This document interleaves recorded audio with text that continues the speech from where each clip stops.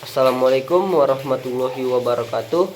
Perkenalkan, nama saya Muhammad Rizky Pratama Batubara dari Prodi Agroteknologi dengan NIM 230301116. Di sini saya akan menjawab kuis pelajaran agama Islam yang kedua. Soal yang pertama yaitu jelaskan hubungan antara iman dan takwa. Hubungan antara iman dan takwa adalah takwa adalah buah dari orang yang memiliki iman yang benar dan baik. Karena ketika orang beriman dapat dibuktikan melalui sifatnya yang mulia dan berakhlak baik. Lanjut ke soal nomor 2, bagaimana proses terbentuknya iman? Proses terbentuknya iman diawali dengan mengenal ajaran Allah. Jika seseorang tidak mengenali ajaran Allah, maka bagaimana cara dia beriman?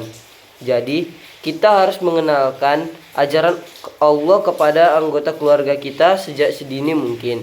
Dari mulai dia kecil, kita harus bisa mengajarkan ajaran-ajaran untuk mengenal Allah dan beriman kepada Allah.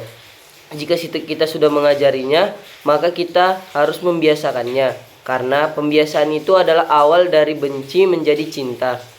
Jika dia sudah mencintai ajaran Allah, maka dia akan beriman dengan sepenuh hati. Nomor 3, jelaskan 4 kriteria orang yang beriman. Kriteria orang beriman adalah ketika disebutkan nama Allah, hatinya bergetar, menjaga amanah, menghindari perkataan-perkataan kotor, jihad di jalan Allah, memanfaatkan rezeki yang diberikan Allah kepadanya dengan sebaik mungkin, dan senantiasa menjaga sholatnya. Pertanyaan nomor 4, tantangan apa saja yang dihadapi oleh orang-orang beriman di era global ini? Seperti yang kita ketahui, era global ini sangat berbahaya bagi orang-orang Islam karena orang-orang Islam yang beriman pasti akan gampang sekali menghadapi godaan.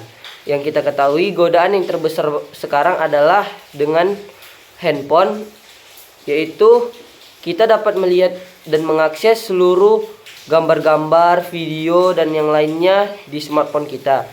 Nah, walaupun kita di dalam rumah, di dalam kamar mandi, di dalam apapun itu, kita akan tergoda oleh hal-hal yang dapat membuat kita tersesat dan melihat gambar-gambar yang jorok.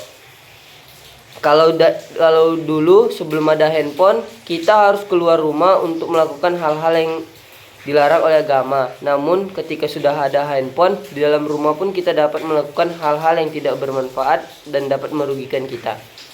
Nah, cara untuk menghindarinya adalah banyak-banyak istighfar kepada Allah dan rajin sholat, tidak meninggalkan sholat, dan sering membaca Al-Quran. Ya, soal nomor 5 adalah menjelaskan arti iman yang sesungguhnya.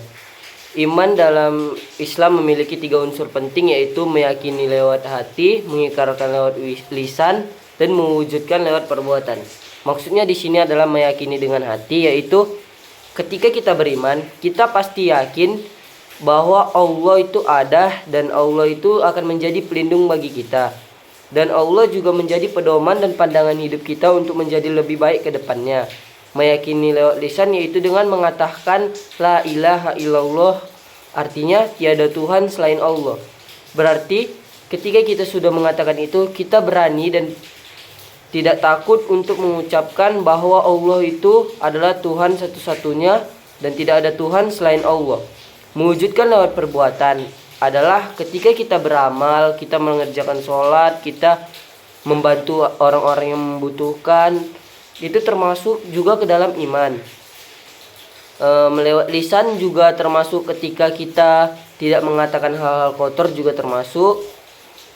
Terus kita senantiasa membaca Al-Quran dan mengamalkannya dalam kehidupan sehari-hari.